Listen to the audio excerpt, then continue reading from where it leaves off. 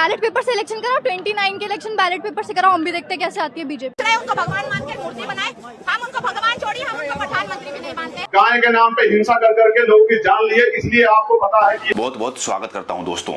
आज की शुरुआत एक ऐसी खबर से करते हैं जिसने पूरे देश की राजनीति में हलचल मचा दी है। एक ऐसी खबर जो आपको ये सोचने पर मजबूर कर देगी कि आखिर हमारे देश में कौन सच्चा है और कौन झूठा, कौन हिंदू धर्म का असली रक्षक है और कौन हिंदू धर्म का सिर्फ नाम लेकर अपनी राजनीति चमका रहा है। जरा सोचिए दोस्तों, आज तक हम सब सोचते थे कि गाय का मुद्दा बीजेपी का सबसे बड़ा हथियार है।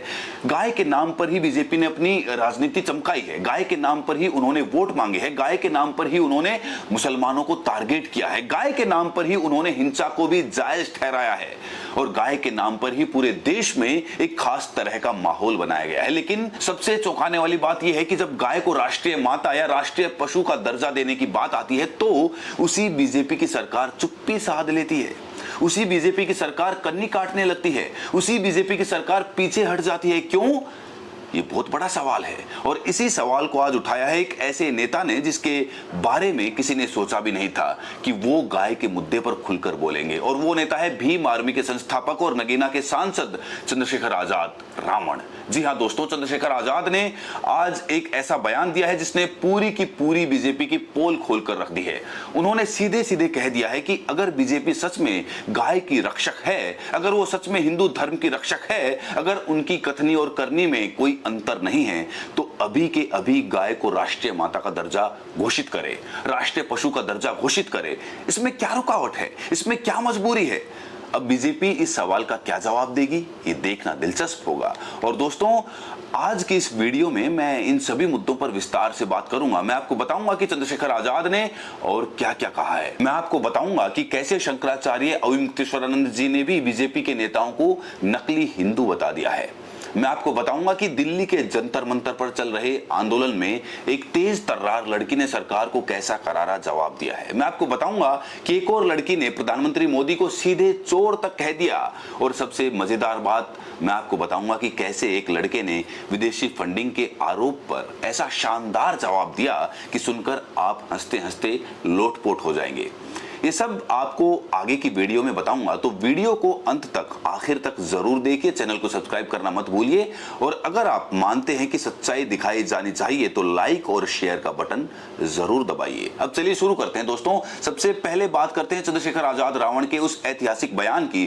चंद्रशेखर इस समय उत्तर प्रदेश में सत्ता परिवर्तन यात्रा निकाल रहे हैं। उनकी ये यात्रा प्रदेश के 75 जिलों से होकर 403 विधानसभा क्षेत्रों तक जाएगी। यानी पूरे उत्तर प्रदेश में वो जनसंपर्क कर रहे हैं, लोगों से मिल रहे हैं, उनके मुद्दे सुन रहे हैं और अब उन्होंने 2027 के चुनाव की तैयारी शुरू कर दी है।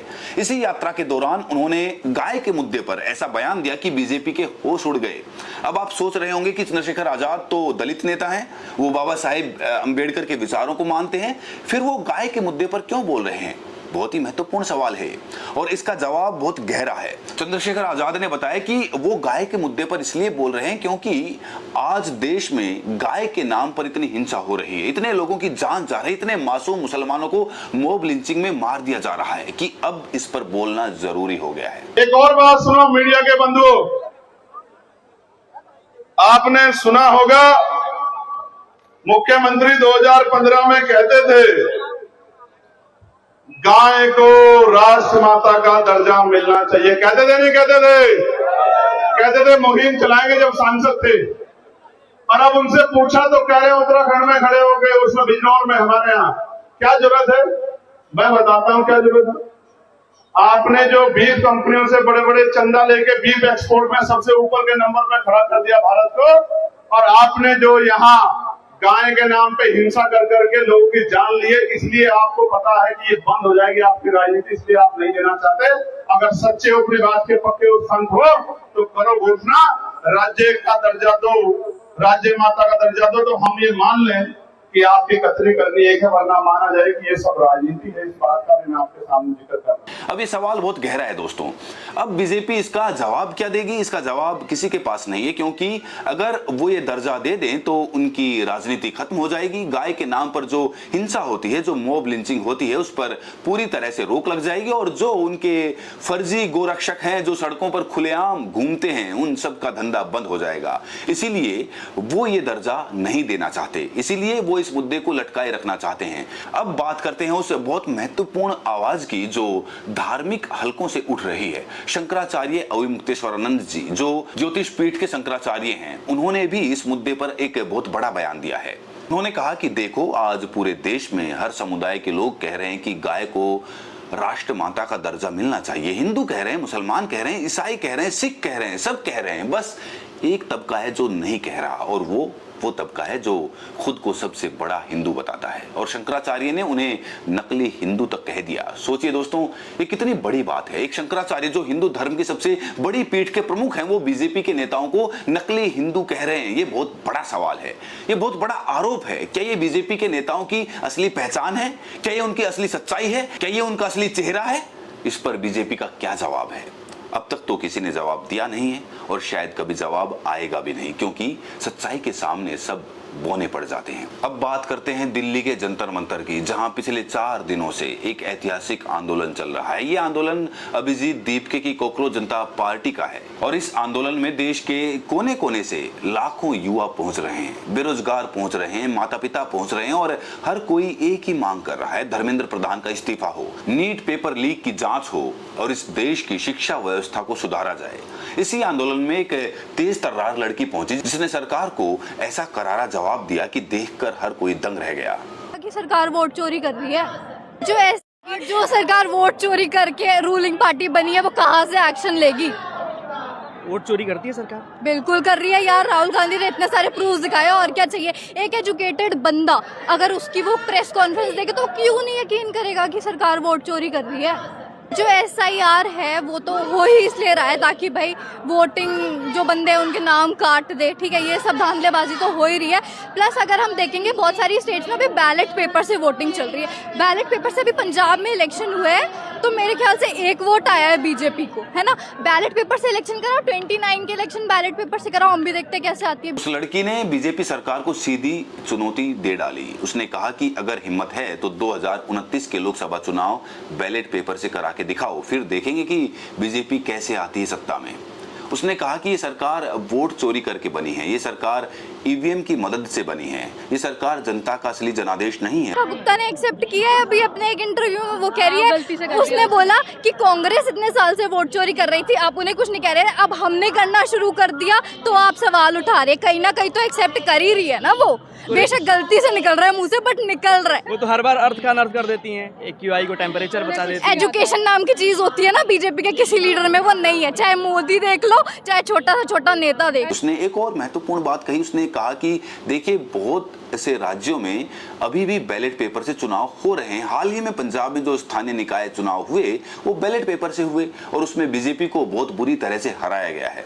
अगर बैलेट पेपर से ईमानदारी से चुनाव हो जाएं तो बीजेपी की पूरी हवा निकल जाएगी। अब आपको इसके बाद वो वीडियो दिखाते हैं जिसमें एक और लड़की ने अपनी भड़ास निकाली। सबसे लंबे समय तक चोरी करने वाला प्रधानमंत्री है मोदी जी। आप बहुत बड़ा बयान दे रही हैं। सबसे लंबे समय तक वोट चोरी कर इलेक्टेड होने वाले प्रधानमंत्री हैं हमारे नरेंद्र मोदी जी, जिन्होंने आज तक एक भी प्रेस कॉन्फ्रेंस नहीं करी, क्योंकि वो कायर है, डरते हैं प्रेस कॉन्फ्रेंस। भगवान है मैडम, भगवान है। वो जाहिल अंधभक्त अपने आप खुश रहे, उनको भगवान मान के मूर्ति बनाए।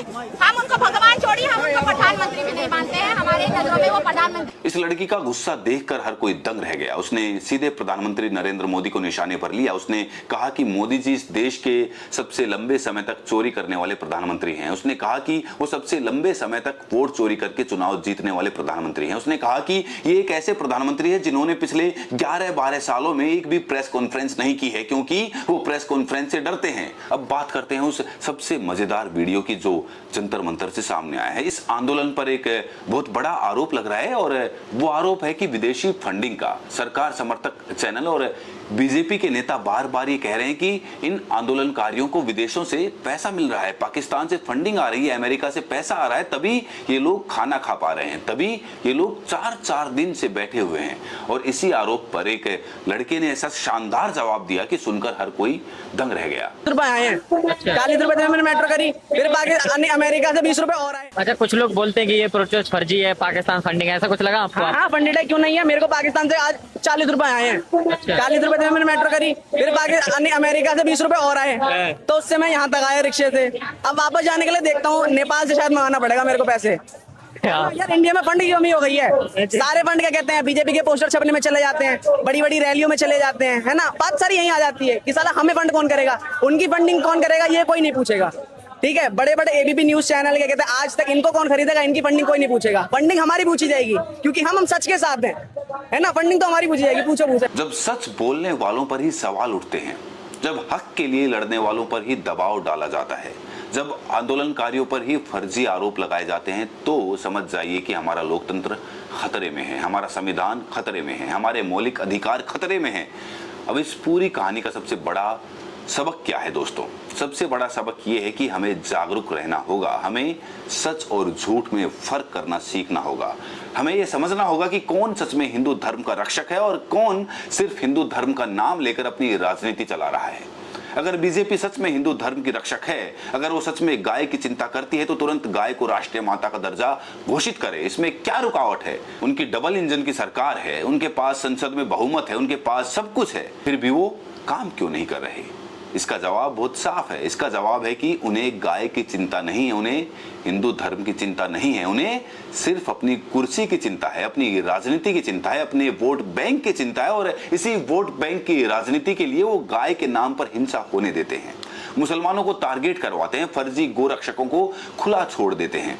अब वक्त आ गया है दोस्तों कि हम इस पूरे षड्यंत्र को समझें, हम इस पूरे खेल को समझें और जिन सच्चे लोगों ने इस खेल का पर्दाफाश किया है उन्हें अपना समर्थन दें। चाहे वो चंद्रशेखर आजाद हो, चाहे वो शंकराचार्य अविमुक्तेश्वरानंद जी हो, चाहे वो जंतर मंतर पर बैठी वो तेज तर्रार लड़कियां हो, चाहे वो अभिजीत दीप के हों, इन सबको सलाम दोस्तों, इन सब की हिम्मत को सलाम, इन सब के साहस को सलाम, क्योंकि इन्हीं की वजह से इस देश में अभी भी सच्चाई जिंदा है, इन्हीं की वजह से इस देश में अभी भी उम्मीद बची है, इन्हीं की वजह से इस देश में अभी भी लोकतंत्र की लो जल रही है। अंत में दोस्तों मैं आपसे यही कहना चाहता हूं कि अगर आप मानते हैं कि गाय को राष्ट्रीय माता का दर्जा मिलना चाहिए तो इस मांग का समर्थन कीजिए। अगर आप मानते हैं कि 2029 के चुनाव बैलेट पेपर से होने चाहिए तो इस मांग का भी समर्थन कीजिए। अगर आप मानते हैं कि धर्मेंद्र प्रधान को इस्तीफा देना चाहिए तो इस मांग का समर्थन कीजिए। अगर आप मानते हैं कि नेताओं को जवाबदेह होना चाहिए तो इस आंदोलन का समर्थन कीजिए, क्योंकि अगर हम चुप रहेंगे,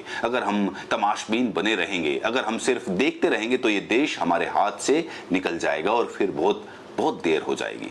क्या आप मानते हैं कि चंद्रशेखर आजाद का बयान सही है? क्या आप मानते हैं कि गाय को राष्ट्रीय पशु का दर्जा घोषित होना चाहिए? क्या आप मानते हैं कि बीजेपी की कथनी और करनी में बहुत बड़ा अंतर है?